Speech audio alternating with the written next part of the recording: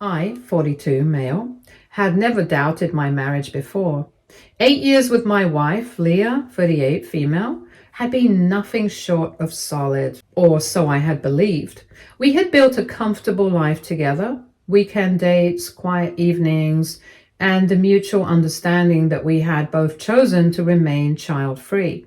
From the very beginning, Leah had been firm about it. She didn't want kids. She wasn't interested in motherhood, and that had been one of the things that made us click.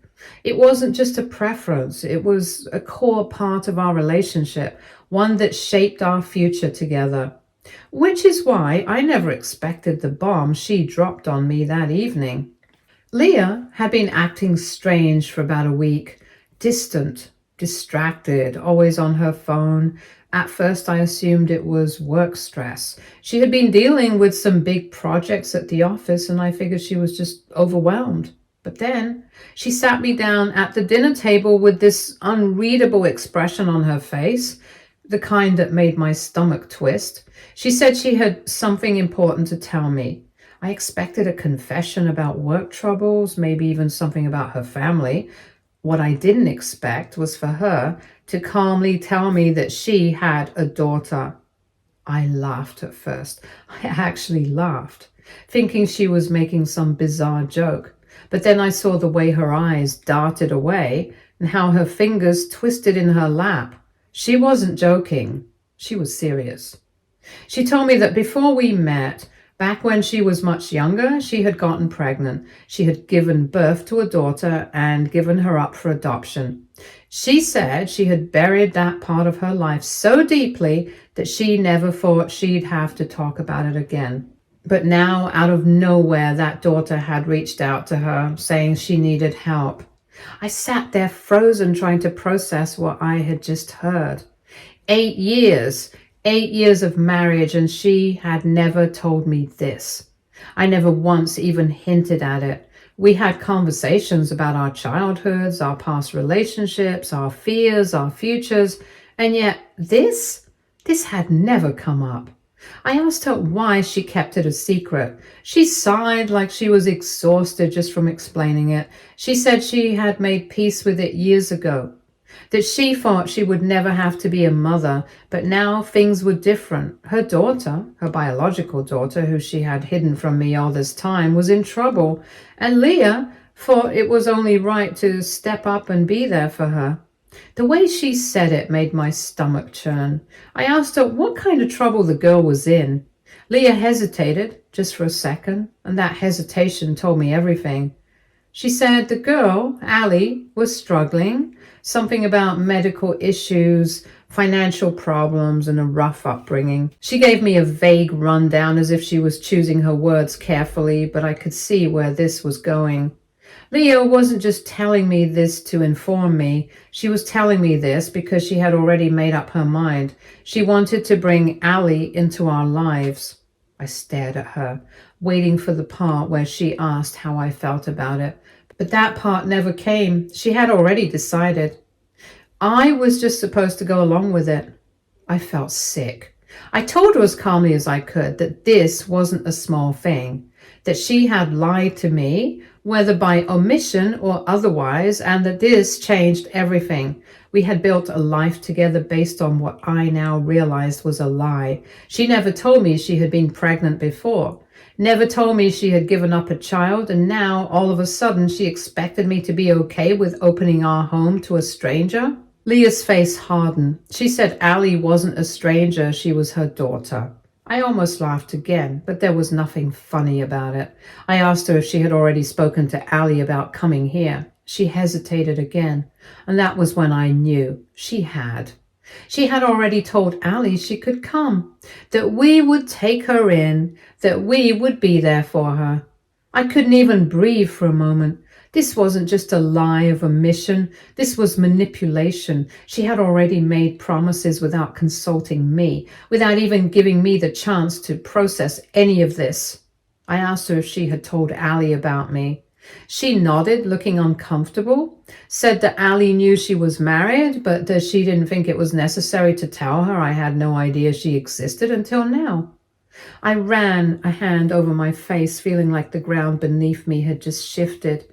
This wasn't just about a long-lost child. This was about trust. This was about the fact that my wife had made a life-altering decision without me. And now she was expecting me to not just accept it, but embrace it. I told her I needed time. Leah scoffed at that. Time for what, she asked. Time to get used to the idea? Time to decide whether I was going to be selfish or actually support her? Selfish. That word hit me harder than I expected. I wasn't the one who had lied. I wasn't the one who had pretended to be child-free for years. I wasn't the one who had made a life-changing decision behind my spouse's back. And yet somehow I was the selfish one for not immediately welcoming this stranger into my home. I told her this wasn't fair. She looked at me like I was the one being unreasonable. She said that she thought I'd understand, that I'd want to help, that I would support her in this way a good husband should. I stared at her, seeing her in a completely different light for the first time in our marriage. I told her I didn't sign up for this. Her eyes flashed with something I couldn't quite place. Anger? Disappointment? Maybe both. She said she didn't expect me to react this way. I told her I didn't expect to find out my entire marriage had been built on lies. We sat there in silence after that, the weight of everything suffocating. Leah had made her choice. Question was whether I could live with it. And deep down, I already knew the answer. Update 1. The next few days were tense. I barely spoke to Leah, and when I did, it was only out of necessity. The air between us had changed, thick with something unsaid. Every time I looked at her, I felt like I was looking at a stranger. I kept replaying our conversation in my head, trying to make sense of it. 8 years together, and she had never once given me a clue about this part of her past. Not a slip-up, not a hesitant pause, nothing. It wasn't just the lie that got to me. It was the fact that she had already decided everything without me. She had planned to bring this girl into our home, into our lives, without even asking how I felt about it. And now, because I wasn't immediately jumping to support her, I was the bad guy? I couldn't wrap my head around it. Leah, on the other hand, seemed disturbingly at peace with everything. While I was still grappling with the shock, she was moving forward like nothing had changed. She still kissed me goodbye in the morning before heading to work and still went about her routine like our marriage hadn't just cracked wide open. It was like she had already accepted the outcome, whatever it was going to be. Or maybe she just didn't think I had a choice. Then came the next bombshell. I got home from work one evening and found Leah on the phone. Her voice was soft and gentle in a way I hadn't heard in a long time. It was the kind of tone people use when they're reassuring someone, promising them something. And then I heard it. She was talking to Allie. She was telling her it would all be okay, that she could count on her, that she had a place to go, and that they would work everything out. I stood there in the doorway, gripping the doorknob so tightly my knuckles turned white. She had already promised Allie that she could stay without me, without a single conversation about it. I didn't even wait for her to finish the call. I walked straight into the room, making my presence known. Leah turned, startled, but her voice didn't falter. She told Allie she had to go and hung up, slipping the phone into her lap like she could somehow hide what she had just done. I asked her how long she had been talking to Allie behind my back. She sighed like she was already exhausted by the conversation and told me she didn't see the point in dragging this out. Allie was coming whether I liked it or not. That was it. No discussion, no attempt to compromise, just a cold, hard fact. I felt something snap inside me. I asked her if she even cared what this meant for us. Leah frowned at me like I was speaking another language. She said she had already explained everything and that she wasn't going to turn her back on her own daughter just because it made things inconvenient for me. I told her this wasn't about inconvenience. This was about trust, about the fact that she had lied to me for 8 years and was now expecting me to go along with a decision I had no say in.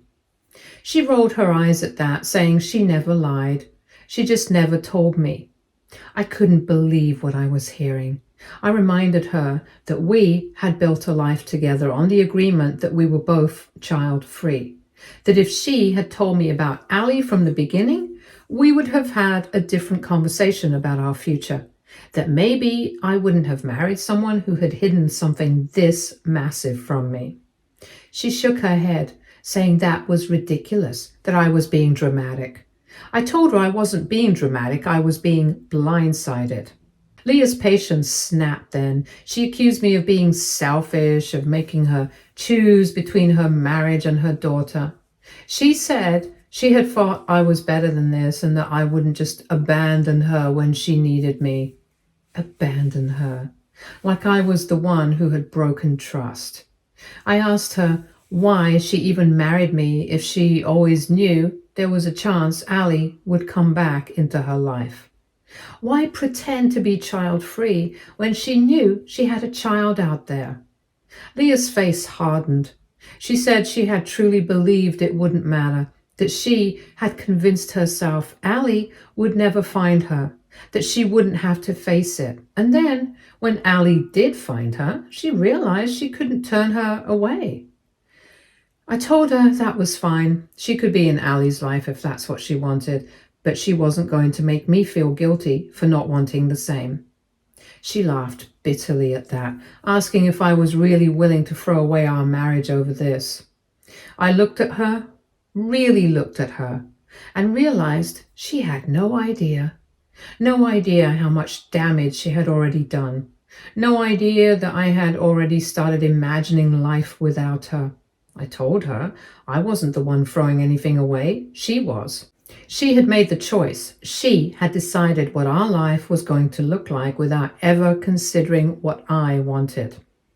Leah didn't say anything for a long time after that. Then, finally, she said Ali would be arriving in a few days. Not if she was coming, when.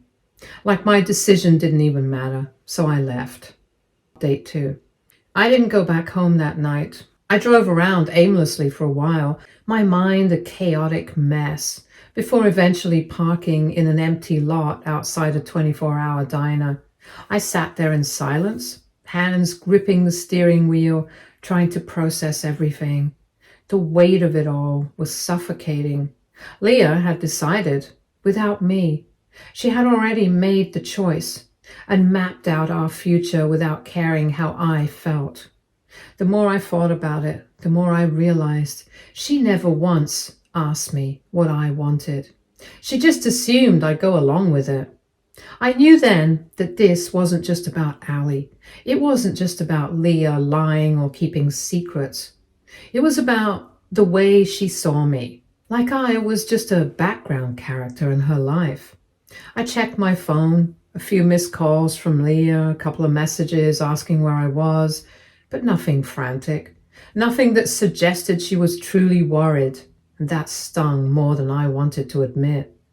After a while, I drove to my friend Mark's place. He opened the door, took one look at me, didn't ask questions, just stepped aside and let me crash on his couch. The next morning, I woke up to more messages from Leah. She wasn't angry. She wasn't even particularly concerned. She just wanted to know when I was coming home, not if, but when. Like it was a given, like I would just fall in line.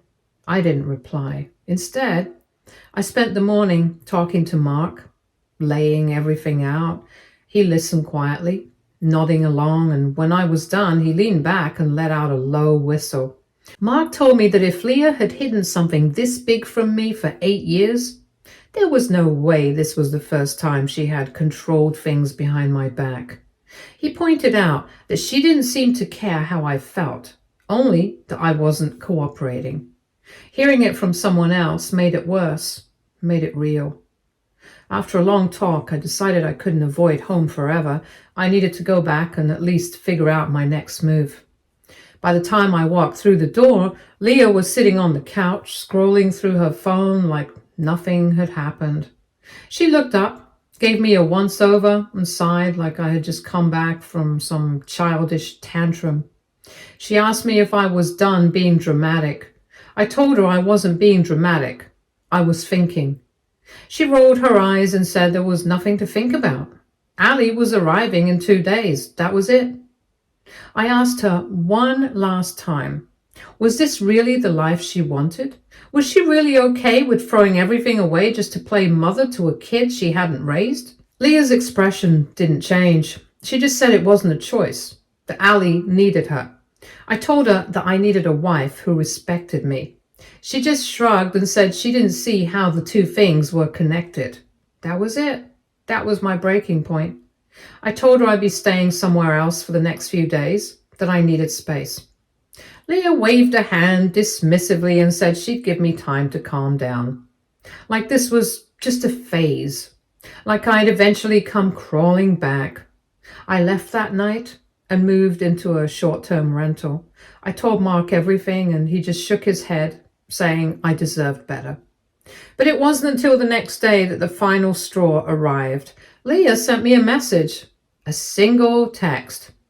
Ali's flight lands at 5 p.m. tomorrow. Hope you'll be home by then. Not a question, not a discussion, a statement, a fact, like my presence was just expected, like my feelings didn't matter. I stared at the message for a long time before finally replying. I told her I wouldn't be there. I told her I was done. I told her she had made her choice, and now I was making mine. Leah didn't reply. She didn't need to, because ever since this nightmare started, I finally felt in control again. Update 3. Nothing came, not a single message, not a call, nothing. At first, I thought she was giving me the silent treatment, punishing me for not falling in line. But by the next morning, when there was still radio silence, I knew something was off. Leah wasn't the kind of person who ignored problems. She steamrolled through them. She controlled, she dictated, she made decisions and expected me to follow. So why wasn't she saying anything now? Mark suggested that maybe she thought I was bluffing, that she assumed I'd be home the moment Ali arrived, that I'd break under the weight of guilt and expectation. But I wasn't breaking, not this time. I spent the day focusing on myself, something I hadn't done in a long time. I went for a walk, grabbed lunch, and even started looking at legal consultations online. I wasn't ready to take that step just yet, but I wanted to be prepared just in case. By evening, my phone finally buzzed. It was Leah, but it wasn't a message. It was a group call. I let it ring, staring at the screen until it stopped. Then, a few seconds later, a flood of messages came in. Leah was furious. She accused me of embarrassing her, of making her look bad in front of Ali. She said that I was being cruel, that she knew I was struggling, but that this was no excuse to abandon her when she needed me most. I didn't respond. A few minutes later, my phone rang again, and this time it was from an unknown number. I let it go to voicemail, and then another text popped up. It was from Leah again, telling me that Ali wanted to talk to me, that she was hurt by my refusal to be there. I still didn't respond. And then finally, a message that made my stomach drop. If you don't want to be part of this family, then just say it. That was when I knew. Leah had already made her choice. This wasn't a situation where we could find common ground, where we could meet halfway. She had drawn a line in the sand, and if I didn't step over it, I was the villain. But I wasn't going to step over it. I was done. Update 4. I spent the next few days trying to clear my head. I went back to work, kept myself busy, and ignored the occasional messages that trickled in from Leah. Most were passive-aggressive, some were outright guilt trips, but I was holding my ground. Then, a week after Ali arrived, I got a call from Leah's mother. I picked up. Her voice was unmistakable. sharp, no nonsense, the same tone she had always used when she was trying to fix things. She said she had heard about the situation and wanted to know why I was making such a big deal out of it. I told her I wasn't making a big deal out of anything. I was just responding to the choices Leah had made. She scoffed and said Leah had made those choices because she was being a responsible adult, that Allie was her daughter no matter how many years had passed. I told her that Leah had lied to me for our entire marriage. She brushed it off and said that it wasn't a lie, just an omission. I asked her if she would have been fine if her own husband had omitted something that huge. She went quiet for a moment and then sighed and asked what I planned to do. I told her I didn't know yet. She said she hoped I'd come to my senses before I ruined my marriage over one mistake. Then she hung up. I stared at my phone for a long time after that, wondering if I should have said more, if I should have fought back harder. But then I realized something. I wasn't fighting anymore. I wasn't trying to convince anyone of anything. I was just done. That night, Leah finally sent me the message I had been waiting for. Are you coming home or not? That was it. No pretense, no emotional manipulation, just a demand for a final answer. I told her no. Then I turned off my phone and tried to go to sleep. Update 5. I wasn't done yet. There was one last thing I had to do. The next morning I texted Leah again. This time I was direct. No room for misrepresentation, no wiggle room for her to argue her way out of it. I told her she had 1 week to move out of my house. And if she didn't, I'd move her stuff out for her. She could take Allie and go stay with her parents if she wanted, but as far as I was concerned, I was done playing the role of the accommodating husband. She tried calling immediately. I let it ring. A few minutes later, the messages started. At first, it was disbelief. You're really kicking me out? Seriously? After everything? Then came the bargaining. Can we talk about this first, please? You're making a mistake. Then anger. I gave up everything for this marriage, and you're just throwing it away. You can't just push me out of our home like I'm nothing. She kept calling. I ignored every single one. By midday, I got another message, and this time it was different. I can't believe you'd do this. And then, minutes later, Allie was right about you. That made me pause. Allie. I hadn't spoken to her, hadn't even exchanged a single word with her since she arrived. I had no idea what Leah had told her about me, but it was clear she had painted herself as the victim. I debated whether I should respond, but what was the point? Leah was grasping at straws, trying to guilt me into changing my mind, but I wasn't changing my mind. I had already contacted a divorce lawyer that morning. The paperwork would be drawn up soon. I was done. Update 6. The next few days were blissfully quiet. Leah didn't show up at my office. She didn't bombard me with calls. Maybe she was processing everything. Maybe she was scheming. I didn't care. By the 4th day, I got a text from Mark. You're not going to believe this. Apparently, Leah had reached out to some of my friends and she was trying to spin the story, telling them I was having some sort of crisis, making impulsive decisions I'd regret. She told them she understood I was hurting, but she forgave me for my outburst and that she was willing to work things out if I just gave her a chance. Mark didn't buy it. Neither did most of our mutual friends, but a few did. I got a couple of messages from people I hadn't talked to in years asking if I was okay, if I was sure about what I was doing. That was when I knew Leah wasn't giving up easily. By the 6th day, I decided to check on the house. I hadn't been back since I left, and while I didn't think Leah was the type to destroy things out of spite, I also wasn't taking any chances. When I pulled up to the driveway, her car was still there. So much for moving out. I took a deep breath, walked up to the front door, let myself in. The second I stepped inside, I knew she was home. Leah was in the living room, sitting on the couch, staring at me like she had been expecting me.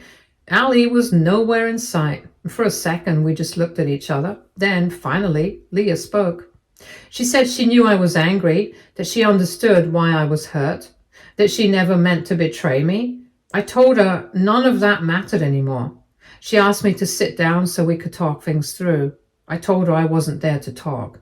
I was there to make sure she was packing. Her expression hardened instantly. The fake remorse disappeared, and she crossed her arms and asked if I really thought I could just erase 8 years of marriage over one mistake. I told her it wasn't just one mistake, it was a lifetime of deception. She scoffed and told me I was overreacting, that plenty of people had complicated pasts, that plenty of people made tough choices before they met their spouses. I asked her if she ever planned to tell me. She didn't answer. I asked her if she would have ever mentioned Allie if her daughter hadn't come knocking on her door. Still no answer. That was all I needed to hear. I told her again, 1 week ended tomorrow. If she wasn't out, I'd move her stuff myself. She stood up then, eyes flashing, and asked if I was really this heartless, if I could really throw her out like she was nothing. I told her I wasn't throwing her out, I was giving her time. She let out a bitter laugh and shook her head. She said I'd regret this, that I was making the biggest mistake of my life. I told her the biggest mistake of my life was trusting her. Then I walked out. By the 7th day, Leah was gone. When I came back to the house that evening, the place was eerily quiet. Half of the furniture was missing. Some of the rooms were practically untouched, while others had been picked clean. I checked the bedroom. My closet was exactly as I had left it. Hers was empty. She hadn't left a note, no final message, just silence. For a moment, I just stood there, taking it all in. Then I walked over to the nightstand, pulled out my phone, and sent one last text. The lawyer will be in touch. Then I put my phone away and finally let myself breathe. Update 7. The divorce meeting was supposed to be straightforward, just the usual legal formalities, asset division, paperwork, signatures.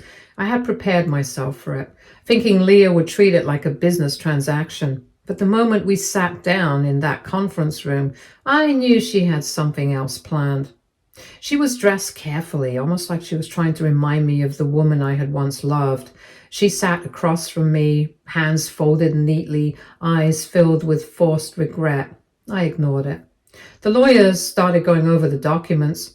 Leah barely glanced at them before turning to me. She said there was no need for all of this hostility, that we had shared 8 good years together and we didn't have to end things this way. I clenched my jaw, but she kept going. She said she understood why I was upset, but we had both said things in the heat of the moment. Maybe if we both calmed down, we could talk things through like adults. That was it. That was the moment I snapped. Talk things through like adults? I asked her where all this rationality was when I begged her to have a real conversation about this. I asked her why, when I had wanted to talk, she had dismissed me again and again like my feelings didn't matter. Leah opened her mouth, but I cut her off. I reminded her that when she decided she wanted something, I was just supposed to accept it. No discussion, no compromise, just blind obedience. So now she could do the same. She wanted me to accept Allie. Well, now she could accept the divorce. She should have seen this coming. Her face paled. She started to say something, but I pushed the divorce papers towards her. I told her she wanted to play mother. Fine. She could do that without me. Leah sat there, silent, her hands gripping the papers. Finally, Leah swallowed hard and asked if this was really it, if I was really throwing everything away over one mistake. I told her she had already thrown everything away the moment she lied to me for 8 years. And then, without waiting for another word, I stood up, adjusted my suit, and walked out the room because I was done, and nothing she could say would change that. Update 8. I found out she was previously married too for a week, which they annulled. But still, I don't know how to feel about all of this. I mean, why? Edit. She wasn't married to Allie's father. I don't know who he is. She isn't getting a penny from me. I followed your advice and ran a background check on her. If the woman could hide a kid like nothing, she sure as hell could hide plenty of other things. That's how I found out about her marriage. Stay tuned For more stories from our girl relationships,